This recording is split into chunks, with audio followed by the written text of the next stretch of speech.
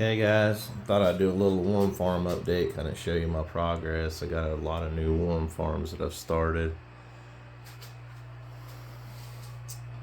I've split some bins. I got some more to split. Some of these bins are way overgrown. Anyway, I'm gonna kind of go over some of the things that I feed them again. Things that I think make the worms add weight. The wild lettuce is a big one. I kind of sprinkle it in there a little bit. I have some miscellaneous food, which is basically like dehydrated spices and stuff, and some peppers, bell peppers and stuff like that. A little bit of carrot in here. And then I also use the organic unsulfured molasses, and I usually put that into a spray bottle, and then I mix it up, and then I spray that over the top. They like the sweetness, and that's supposed to make the worms kind of fatten up a little bit. And then I also use milled cornmeal. I buy cornmeal, and then I have a milling machine over here, and I mill it down, and then it gets into a fine powder. I can feed them that, a little bit of that. Right now I'm really building up their mycelium content in the worm farms, so I'm feeding them a lot of milled up lion's mane mushroom. They really love that. That's probably their favorite food out of everything I've ever fed the worms. Then I feed them azomite rock dust, because they have a gizzard that chops up the food, so it also neutralizes acidic environments in your worm farm that can be caused from going anaerobic, which means without oxygen. So this has calcium and stuff in it, and a bunch of trace minerals, so this is really good grit for them, and it'll help neutralize acidity in your worm bin. And then I also feed them comfrey. I don't feed them a whole lot of this, but I give them a little bit every time. And I'm actually out. I just ordered some, but I feed them kelp meal, and that's a really good nitrogen boost for your castings, and it has a bunch of other benefits too. And then I feed them the organic humic acid. It's just a good it activates a lot of stuff in your worm bin, so that way stuff breaks down faster. And then I also feed them natural organic tea leaf. I don't feed them this very often. This is just more like every once in a while. So basically this is what I call worm crack. This will really speed them up, get them moving real quick, and it'll clean them out. You'll get a lot of castings if you feed them this. But I don't do it that often. Sorry, I got a dry cough. So anyway, I also always feed them eggshell powder, milled eggshell powder. It has to be really fine powder. And then I feed them organic banana peel powder. And this is a really good staple food. They love this. And then I'll very lightly sprinkle some rosemary over the top, and that kind of keeps the fruit flies and some of the other pests that can get in your worm farm if you're doing a large scale like me. It help keep them down a little bit. They don't like rosemary. They also don't like purple sage. So if you have purple sage and you mill it up, that's a good one to keep the gnats and stuff, fruit flies down. So that's some of the things I feed them.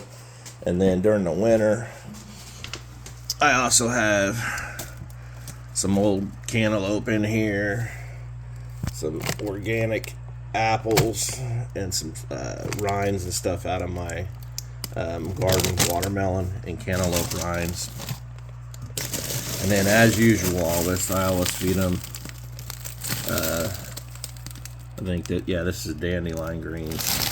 So I'm actually running low on dandelion greens right now, so I'm probably gonna have to grow more dandelions next year, because they really are eating the heck out of these dandelion greens. I also have some American plantain in there, and probably some tomato leaves down in there. So it's just some of the things that I feed them. And I I always try to I'm keeping them really moist right now. This bin here is a little dried out, so I'm going to spray it with some rainwater. But kind of give you an idea of how nice the castings are. Right now I'm trying to keep them really wet, so that way, just pull up some of these here. You can see some of the worms. Got big, nice, fat worms, really healthy, and you can see the clitellum on there. So that means they're all breeder worms. Big, fat. This one's probably pregnant. You can see the nice big clitellum on there. And these are red wigglers. And so I'm keeping them really wet right now because if I keep the castings really wet, then they'll breed. And I like to breed them during the winter because they don't like vibrations, and I run an air conditioner during the summer. And also I'll be harvesting the castings during the spring and the summer. So right now I'm keeping the bins really wet, which kind of increases your amount of fruit flies and stuff like that. And but it makes them want to lay cocoons, so I'm going to get a lot more babies out of these worm farms that I got, and then I'll be able to have more worms for next year. And then come closer to springtime, I'll start drying them out, and I'll start removing these castings, and then I'll start making some of my fertilizer. During the winter, if I run out of rainwater, I have a distilled water machine. That way I can get really pure non-chlorinated water. This is my milling machine once again. Another thing that I always use is I have this industrial size food dehydrator. I like to dehydrate a lot of my food and stuff so I can control the moisture content. So I got all these jars full of dehydrated stuff that I grind up in my milling machine, and that helps me control the moisture content of my worm farms. And then I always put lights, and I always keep this light on up here in the worm farm, so that way the worms don't crawl out.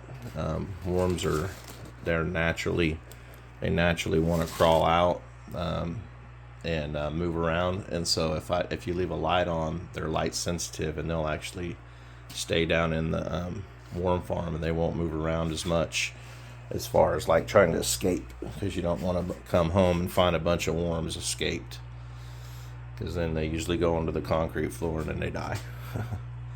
So yeah, it's kind of give you a sample of what I got going on here. I'm hoping to have by late summer next year 50 farms. So right now I'm operating on, I think, 21 or 22 farms. And give or take, probably each farm has anywhere from 5,000 to 8,000 worms in each farm. So just thought I'd share. This is my fertilizer operation. Oh, and then when I get my when I make my worm tea, I have aerator pumps down here, and I put it in these buckets, and I keep it aerated, and then that way it has oxygen. Then you add that unsulfured molasses, and that'll give the enzymes and the microbes and stuff something to eat. So just thought I'd share. One more picture of my worms over here.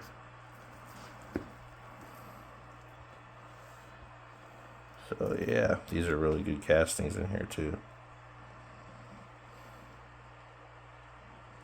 Talk to you later, guys.